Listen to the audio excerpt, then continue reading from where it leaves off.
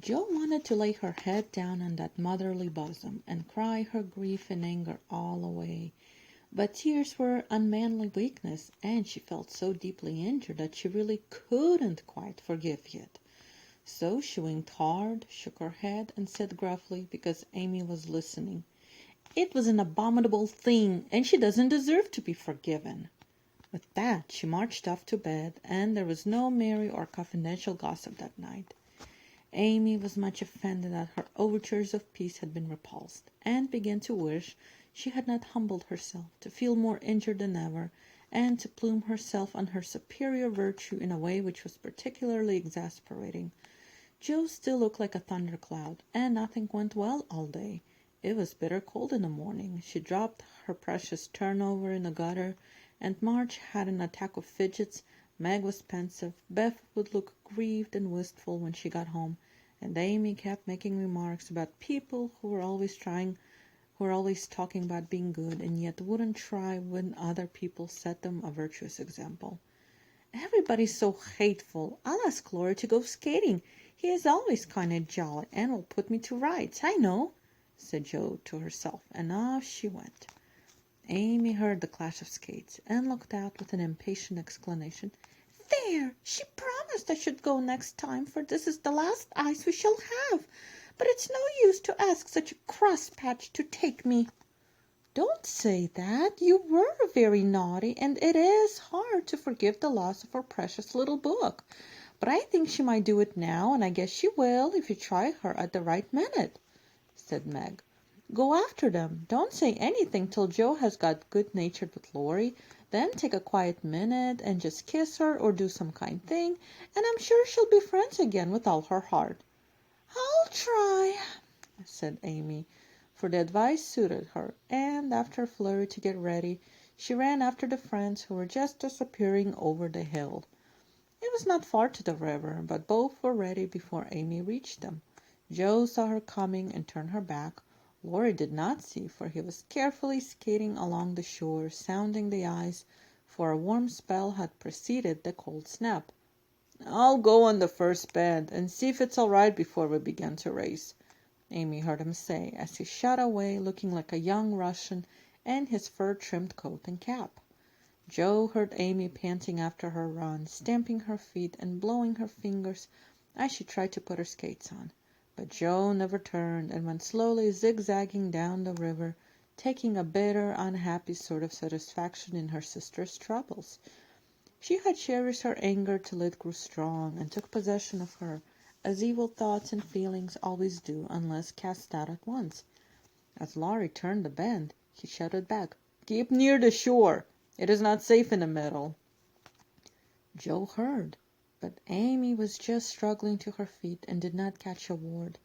Jo glanced over her shoulder, and the little demon she was harboring said in her ear, "No matter whether she heard or not, let her take care of herself." Laurie had vanished round the bend. Jo was just at the turn, and Amy, far behind, striking out toward the smoother ice in the middle of the river.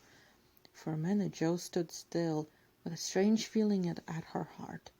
Then she resolved to go on, but something held and turned her round, just in time to see Amy throw up her hands and go down with a sudden crash of rotten ice, the splash of water, and a cry that made Jo's heart stand still with fear. She tried to call Laurie, but her voice was gone. She tried to rush forward, but her feet seemed to have no strength in them.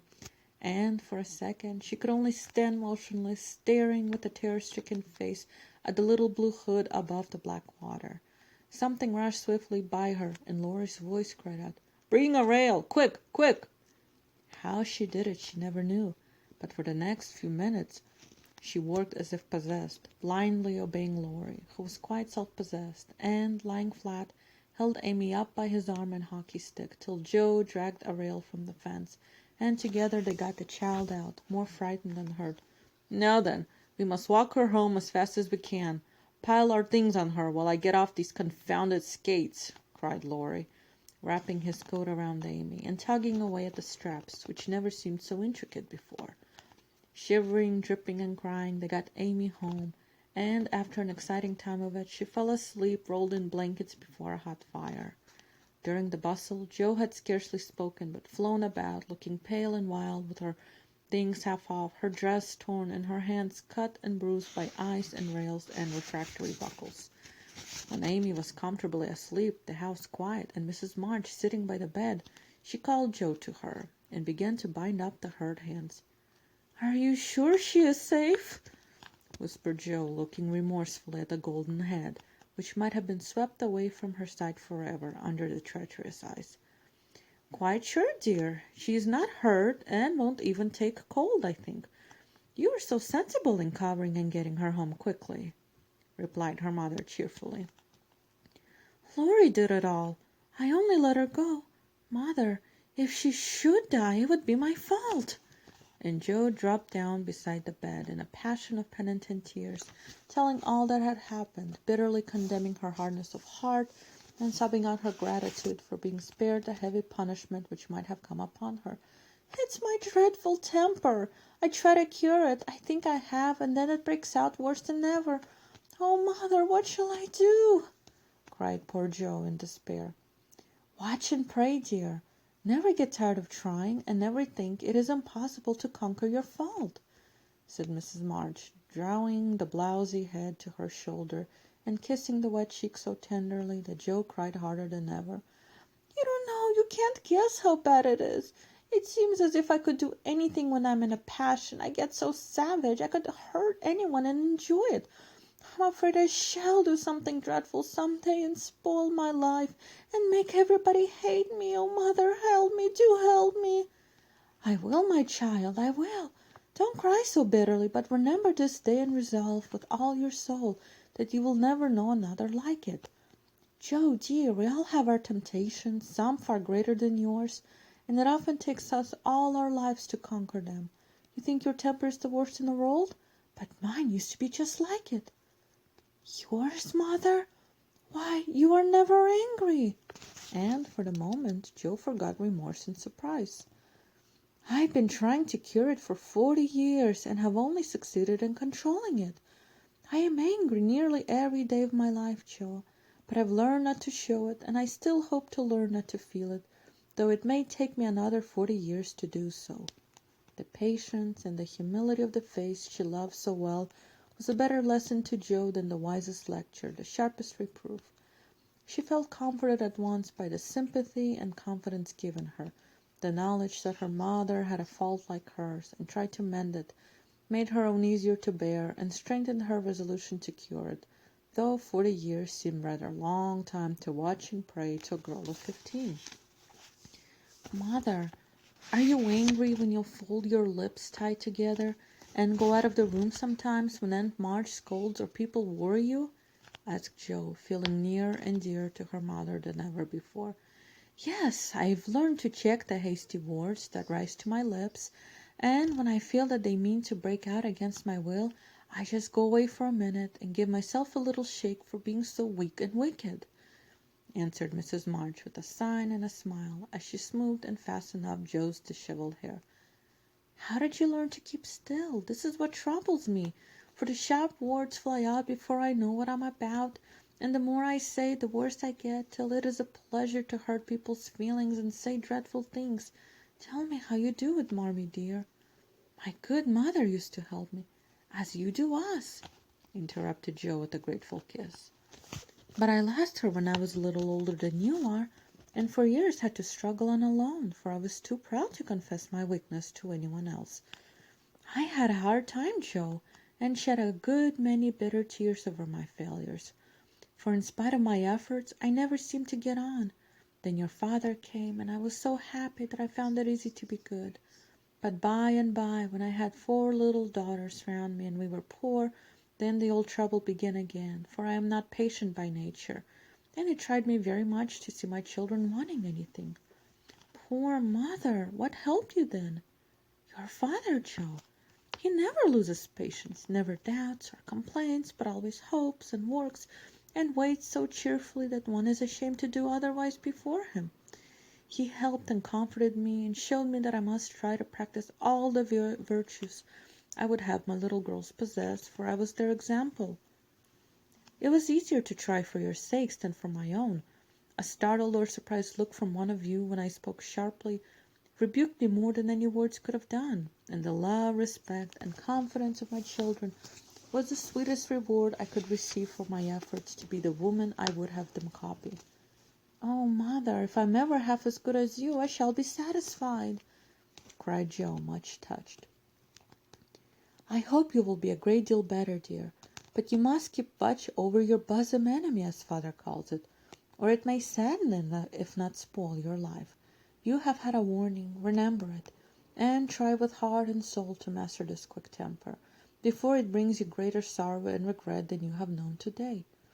"I will try, Mother, I truly will, but you must help me, remind me, and keep me from flying out.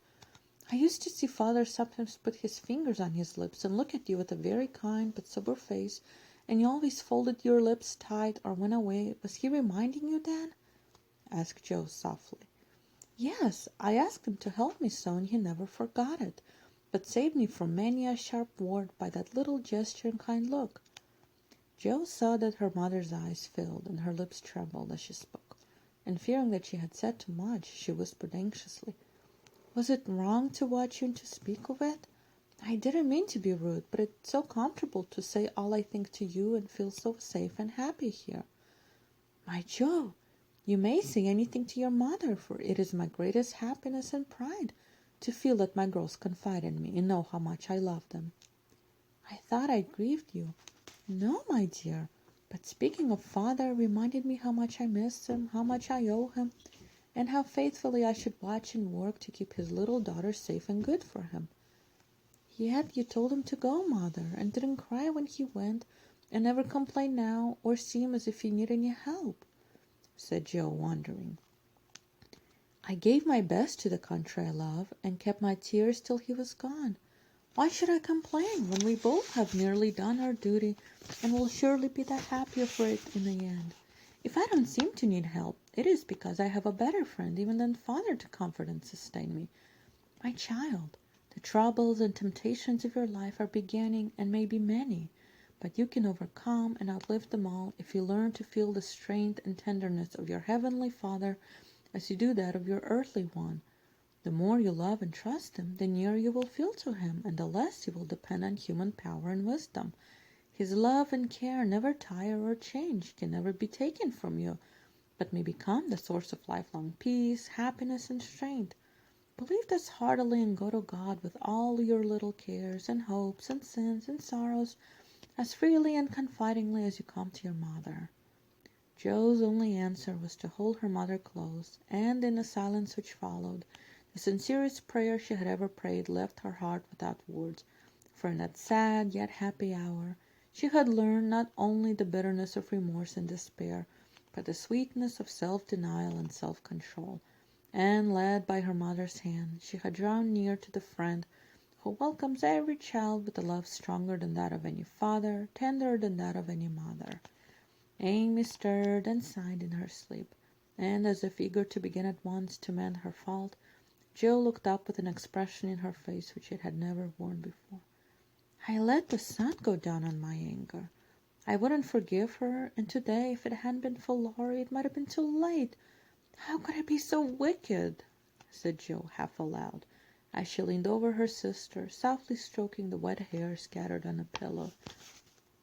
As if she heard, Amy opened her eyes and held out her arms with a smile that went straight to Joe's heart. Neither said a word, but they hugged one another close, in spite of the blankets, and everything was forgiven and forgotten in one hearty kiss.